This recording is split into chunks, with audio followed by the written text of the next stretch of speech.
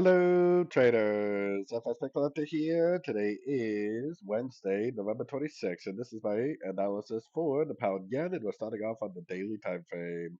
So, anyways, on the daily time frame, I mean, there's no reason whatsoever to say that this uptrend is over. I mean, yeah, we are kind of sitting at a pretty key level where this could turn down and start like a 3 to 6 month downtrend, but there's no signs of a turn down yet. This very easily could go up and up and up. The weekly is up, the daily is up, and we definitely do not want to fight these higher time frame trends. Keeping that in mind, though, if we go down to the 1 hour time frame, this is where we come up with a possible bearish analysis, which we do have to be a little bit cautious about when your higher time frames are very hot, up, and then you go down here and come up with a bearish analysis. But first of all, we got to pulse it down, we got to break a structure, we got a very corrective looking overlapping pattern to the upside.